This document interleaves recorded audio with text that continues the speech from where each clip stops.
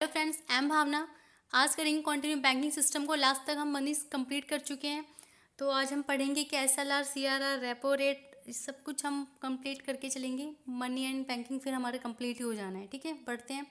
Content क्या रहने वाला है आज के लिए, देखते हैं ज़रा।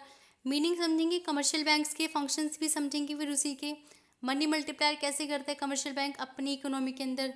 सेंट्रल बैंक की बात करेंगे, कमर्शियल बैंक और सेंट्रल बैंक का बहुत बड़ा लिंकअप है। सेंट्रल बैंक की बात करेंगे तो फंक्शंस ज़रूर पढ़ेंगे सेंट्रल बैंक के। और जब फंक्शंस पढ़ेंगे सेंट्रल बैंक के, तो जो मेन फंक्शंस जिससे क्वेश्चन बनता है इन टॉपिक्स को हम समझेंगे। Repo rate, bank rate, reverse repo rate, etcetera etcetera. Okay, तो कंटिन्यू करते हैं। सबसे पहले बात करेंगे कमर्शियल बैंक की, आगे बढ़ते हैं। कमर्शियल बैंक की मीनिंग की अगर मैं बात करूँ तो कमर्शियल बैंक यानी वाणिज्य बैंक, अगर मैं हिंदी में इसको बोलूँ, कमर्शियल बैंक एक ऐसी इंस्टीट्यूशन है, एक ऐसी संस्था है जो परफॉर्म करती है कैसे फंक्शंस को, जैसे जमाएं स्वीकार करना, सेफ्टी डिपॉजिट्स, लोन को प्रदान, लोन देना, इन्वेस्टमेंट्स बनाना। ऑब्वियसली अगर वो लोन दे रही तो वो इन्वेस्टर्स को देती है, तो वो इन्वेस्टमेंट बनवाएगी। और क्या एम, उद्देश्य क्या होता है कमर्शियल बैंक का, बैंक खोलने का सबसे बड़ा उद्देश्य यही है, अर्निंग, प्रॉफिट कमाना। ठीक है, तो कमर्शियल बैंक की मेन डेफिनेशन यही है। आगे बढ़ते हैं, इसके फंक्शंस की तरफ भी चलते हैं। फंक्शन में दो फंक्शन ऐड ऑन किए हैं, प्राइमरी, सेकेंडरी। इजी रहेगा। प्राइमरी जो बेसिक हर बैंक प्रोवाइड करवाता है। ठीक है, तो सबसे बात करते हैं प्राइमरी फंक्शंस की। प्राइमरी फंक्शंस में बात आते हैं एक्सेप्टिंग डिपॉजिट। ऑब्वियसली हर बैंक जो खुला है उसको डिपॉजिट तो लेना ही लेना है, क्योंकि अगर वो डिपॉजिट नहीं लेगा तो बैंक चलेगा कैसे। तो सबसे बात होता है एक्सेप्टिंग डिपॉजिट करना। डिपॉजिट में आपकी डिमांड डिपॉजिट्स आती हैं, एफडी आती है और सेविंग डिपॉजिट। एफडी तो आपने वर्ड सुना होगा। एफडी एक, जैसे 5 साल की एफडी करवा लो, 5 साल तक आप उसको छेड़ोगे नहीं। आपने 1 लाख की एफडी करवा दी 5 साल तक, ठीक है, आपको वो चाहिए ही नहीं, तो ऐसे कैसे पड़ा रहेगा। ठीक है, डिमांड डिपॉजिट होता है करंट अकाउंट खोलना, इसे कहते हैं करंट अकाउंट। और ये हो गया सेविंग अकाउंट। दोनों ही सेम होते हैं, लेकिन डिफरेंस सिर्फ एक होता है, इस पे आपको इंटरेस्ट मिलता है, इस पे आपको इंटरेस्ट नहीं मिलता है। ठीक है, और एफडी पे आपको सबसे ज़्यादा इंटरेस्ट मिलता है, सेविंग से भी ज़्यादा इंटरेस्ट मिलता है। आगे बढ़ते हैं। पहला फंक्शन हो गया प्राइमरी। सेकंड फंक्शन है primary advancing of loan. Obviously definition में जो 2-3 वर्ड्स आए थे, ग्रांटिंग, लोन देना और एक्सेप्टिंग डिपॉजिट, तो वो प्राइमरी फंक्शन से जो डेफिनेशन के अंदर बताई रखा है कि कमर्शियल बैंक ये 3 फंक्शन तो जरूर प्ले करेंगे। ठीक है, तो एडवांसिंग ऑफ लोन में क्या टर्म्स आए, कैश क्रेडिट। कैश क्रेडिट क्या है, cash credits refer to a loan given to a borrower against his current assets. जैसे कि शेयर्स के बदले, स्टॉक्स के बदले, बॉन्ड्स के बदले आप उनको रख के आप उनको लोन ले रहे हो, तो वो क्या है, आपकी कैश क्रेडिट्स कर रहे हैं। डिमांड लोन्स के आपके कहने पे आपको लोन मिल जाएगा। ये वो लोन्स है which can be recalled on demand. ठीक है, तो बैंक आपको किसी वक्त लोन दे सकता है। शॉर्ट टर्म लोन कौन से होते हैं, कोलेटरल सिक्योरिटीज़ होती हैं, जिसके अगेंस्ट में आपको सिक्योरिटी रखनी पड़ती है, आप लोन लेके जा सकते हो। ठीक है, तो 3 तरह के लोन की डेफिनेशन। वैसे मेन तो आपको यही पढ़ना है, एडवांसिंग ऑफ लोन्स। ठीक है, आगे करते हैं। सेकेंडरी फंक्शंस क्या हैं। सेकेंडरी फंक्शंस में ओवरड्राफ्ट फैसिलिटी। हर कोई बैंक तो नहीं प्रोवाइड करवाता, पर कोई कोई बैंक ओवरड्राफ्ट फैसिलिटी दे सकता है। क्या है, जैसे कि आपके बैंक में 1000 रुपये हैं, आपको 1500 की नीड है, तो आप 1500 निकाल सकते हो, तो आपका यहाँ 500 रुपये ओवरड्राफ्ट हो जाएगा, तो -500 बैलेंस चला जाएगा। हालांकि हर बैंक ये फैसिलिटी प्रोवाइड नहीं करवाता। अगर आपके बैंक में 1000 रुपये हैं तो आप 1000 ही निकाल सकते हो, लेकिन कई बैंक की पासबुक पे लिखा होता है with OD facility. OD facility मतलब बैंक ओवरड्राफ्ट फैसिलिटी देता है कि अगर आपके पास 1000 रुपये हैं तो वो लिमिट भी देगा कि आप 2.5% ओवरड्राफ्ट कर सकते हो, 0.2% ओवरड्राफ्ट कर सकते हो, या 2% ओवरड्राफ्ट कर सकते हो। 2% इसका कितना हो जाएगा, 20 रुपये आप निकाल सकते हो ऊपर के। ठीक है, मतलब ये तो छोटी टर्म थी। कोई 1 लाख अगर पुटअप कर रहा है बैंक के अंदर, तो वो ओवरड्राफ्ट में अगर 2% आएगा तो वो 2000 निकाल सकता है। ठीक है, आगे बढ़ते हैं। ओवरड्राफ्ट फैसिलिटी तो है ही। डिस्काउंटिंग बिल ऑफ एक्सचेंज, ये भी एक अच्छा बेनिफिट माना जाता है। जैसे कि मानो आपकी पेमेंट आने वाली है बैंक में, आपने किसी को सामान बेचा, आपने उसको अपना बैंक अकाउंट का नंबर दे दिया, आपकी पेमेंट आने वाली है। उसने कहा है कि मैं 31 अगस्त तक पेमेंट कर दूंगा, लेकिन आज जो कि 23 अगस्त है अगर, और आप कह रहे हो कि बैंक जाके मुझे अभी पैसे चाहिए, तो आप बैंक से पहले पैसे ले सकते हो। आप अपना बिल पहले ही करवा सकते हो, अपने पैसे पहले ले सकते हो। बैंक थोड़े चार्जेस आपसे ज़्यादा लेगा बस। तो ये भी एक फैसिलिटी है जो बैंक प्रोवाइड करवाता है। ठीक है, सेकेंडरी फंक्शंस में थोड़े से चार्जेस बैंक अलग से रखता है अपने। ठीक है, एजेंसी भी बन सकती है। सेकेंडरी फंक्शन का थर्ड फंक्शन है एजेंसी बन के काम करना, जैसे कि ट्रांसफ़र ऑफ फंड्स कर देगी, इधर से उधर फंड्स ट्रांसफ़र करना। ठीक है, सेकेंड है collection and payment of various items. कई आइटम्स का कलेक्शन, जैसे कि अगर कलेक्शन देती हैं जैसे वेरियस आइटम्स का कलेक्शन, पेमेंट वो खुद कर सकते हैं। Purchase and sale of foreign exchange करवाना, ठीक है। ये सब क्या करते हैं, बैंक एजेंसी बन जाते हैं। जैसे परचेज से कुछ कमर्शियल बैंक हैं जो सेंट्रल बैंक के साथ डील कर लेते हैं डायरेक्ट, यानी आरबीआई के साथ डील करके ये आपकी फॉरेन एक्सचेंज करवा सकते हैं, ईजी करवाते हैं आपका काम। तो आपकी एजेंसी बन जाती है। एजेंसी कौन होती है, आपके बदले में आपका काम करवाते हैं, बस थोड़े से चार्जेस लेके आपसे, ठीक है। तो एजेंसी फंक्शंस भी जो कमर्शियल बैंक है वो बखूबी निभाता है। जनरल यूटिलिटी फंक्शंस क्या है जो मोस्टली दे सकते हैं, जैसे कि लोकर फैसिलिटी प्रोवाइड करवाना, ट्रैवलर चेक देना। इनके चार्जेस लग जाते हैं कि आप लोकर फैसिलिटी ले रहे हो तो आपको 1% चार्ज किया जाएगा, या आप 500 रुपये आपसे पूरे साल के काट लिए जाएंगे। तो ये ऐसी फैसिलिटी सेकेंडरी फंक्शन जिसको जो आपको चार्जेस बेस्ड फैसिलिटीज़ कहलाई जाती हैं, ठीक है। लेकिन ये फंक्शंस हैं बैंक के। आते हैं, इसको हम अभी समझेंगे थोड़ा सा मनी मल्टीप्लायर को, वैसे डीपली मैं आगे समझाऊंगी जब हम सेंट्रल बैंक के बारे में पढ़ेंगे। फिलहाल अभी हम थोड़ा सा कमर्शियल बैंक को माइंड में रखते हुए समझते हैं कि ये है क्या, मनी मल्टीप्लायर कहता क्या है। मनी मल्टीप्लाई करना मतलब मनी मल्टीप्लाई होता जाएगा कि एक कस्टमर आया, उसने 1000 रुपये जमा करवाए, ठीक है। बैंक ने इसी को 800 रुपये निकाले इसमें से, यानी 200 रुपये छोड़ दिए बैंक अकाउंट में उसके, 800 रुपये उठाए और लोन दे दिए। और जब वो इंसान लोन वापस करने आया तो उसने उस बैंक को 1500 रुपये दिए। तो बैंक ने 800 के 1500 बना लिए। अब 1500 में से 800 इसमें डालेगा तो 700 रुपये और हो गए। अब 700 रुपये और किसी को इन्वेस्ट करने के लिए देगा, ठीक है, लोन देगा। 700 के वो 1000 रुपये वापस लेगा, तो यहाँ पे उसने 300, ऐसे वो कमाता जाएगा। तो मार्केट में मनी मल्टीप्लायर का काम करता है कौन, कमर्शियल बैंक। और मनी मल्टीप्लायर को कैलकुलेट करने का फॉर्मूला होता है LRR, मतलब लीगल रिजर्व रेशोज़। ये मैं आगे समझाऊंगी। ये CRR होती हैं और SLR होती हैं। ये कैसे RBI से लिंक्ड है, इसलिए हम इसको यहाँ पर नहीं पढ़ेंगे, थोड़ा सा आगे जाके एक्सट्रीमली पढ़ेंगे क्या है इसको, डीप डिस्कशन। तो हम यहाँ पे सिर्फ अभी फॉर्मूला समझ लेते हैं कि 1 में LRR जो है वो मनी मल्टीप्लायर का फॉर्मूला है, ठीक है। ये बैंक जो है वो नेशनल इनकम में भी हेल्प करती है। अगर मनी मल्टीप्लायर नहीं होता तो शायद नेशनल इनकम ना बढ़े। रीज़न बता देती हूँ आपको, क्योंकि जो लोन वगैरह होते हैं वो कौन लेता है सबसे ज़्यादा, वो इन्वेस्टर्स लेते हैं। तो जो इन्वेस्टर्स हैं वो इन्वेस्ट करेंगे तो प्रोडक्शन होगी तो एम्प्लॉयमेंट बढ़ेगा तो इनकम बढ़ेगी, और इनकम बढ़ेगी तो नेशनल इनकम बढ़ेगी। तो इस तरीके से मार्केट में मनी मल्टीप्लाई का काम कौन कर रहा है, बैंक कर रहे हैं। और वो काफ़ी नेशनल इनकम में भी अपना योगदान देते हैं, कॉन्ट्रीब्यूशन होता है उनका, ठीक है। आगे बढ़ते हैं। सबसे अब बात करते हैं सेंट्रल बैंक की।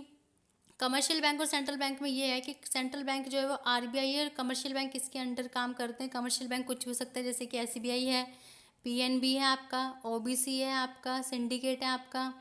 ये सारे बैंक क्या हैं, ये कमर्शियल बैंक कहलाएंगे, ठीक है। तो RBI सिर्फ एक है पूरी इंडिया की, इसे कहते हैं रिजर्व बैंक ऑफ इंडिया, जो कि है सेंट्रल बैंक, हमारा केंद्रीय बैंक जो है वो हमारा RBI है, ठीक है, reserve bank of India. RBI apex bank of India, apex मतलब सर्वोच्च, देश का सर्वोच्च बैंक है ये, ठीक है। इट कंट्रोल करता है, ऑपरेट करता है, रेगुलेट करता है और डायरेक्ट करता है, किसको, पूरी कंट्री का बैंकिंग और मॉनेटरी स्ट्रक्चर। और कहाँ है वो बैंकिंग एंड मॉनेटरी स्ट्रक्चर, वो सारे के सारे कमर्शियल बैंक के हाथ में है, ठीक है। तो कमर्शियल बैंक को एक तरीके से यही डायरेक्ट चला रहा है, ठीक है। कभी SLR घटा देता है, कभी CRR बढ़ा देता है, कभी बैंक रेट घटा देता है, कभी रेपो रेट कुछ कर देता है, कभी रिवर्स रेपो रेट को कुछ कर देता है, ठीक है। तो ये सब कौन करता है, सिर्फ RBI करता है। कमर्शियल बैंक कुछ नहीं कर सकते, वो सिर्फ इसको फॉलो करेंगे, इसकी गाइडलाइंस के अकॉर्डिंग ही उनको बैंक खोलना है, उनको चलाना है, ठीक है। आगे बढ़ते हैं, फंक्शंस देख लेते हैं। फंक्शंस करेंसी अथॉरिटीज़ के पास ही है। सारे बैंक, सारे के सारे जितने भी नोट होते हैं, कौन मतलब प्रिंट कर रहा है, सेंट्रल बैंक ही है, जो करेंसी अथॉरिटी लेकर बैठा हुआ है। बस एक 1 रुपये का नोट और कुछ सिक्के हैं जो कि मिनिस्ट्री ऑफ फाइनेंस करती है, यानी मिनिस्ट्री ऑफ फाइनेंस का भी कुछ रोल है यहाँ पर, मिनिस्ट्री ऑफ फाइनेंस। इसको हिंदी में आई थिंक, मुझे हिंदी में नाम याद नहीं आ रहा, बट मिनिस्ट्री ऑफ फाइनेंस जो है, फाइनेंस मिनिस्टर जो अरुण जेटली थे जिसके, ठीक है। अब फाइनेंस मिनिस्टर जो है वो 1 रुपये के नोट और कॉइन्स जो है वो इशू करते हैं। बाकी सारे उससे ऊपर के जो नोट हैं वो सारे RBI के हाथ में है, ठीक है। सेकंड क्या है, बैंकर ऑफ गवर्नमेंट है। गवर्नमेंट का बैंकर बना हुआ है, गवर्नमेंट को एडवाइस करता है, गवर्नमेंट का ही सब कुछ अपने पास रखता है, गवर्नमेंट के अकाउंट ये ओपन करके बैठता है, ठीक है। तो RBI के पास बहुत बड़ी जिम्मेदारी, रिस्पॉन्सिबिलिटी होती है, ठीक है।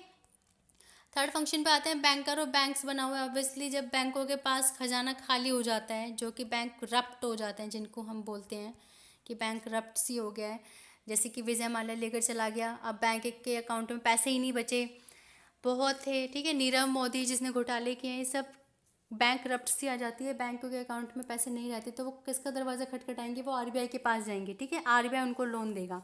तो ये बैंकर ऑफ बैंक्स कहलाता है। सबसे बड़ा कौन है?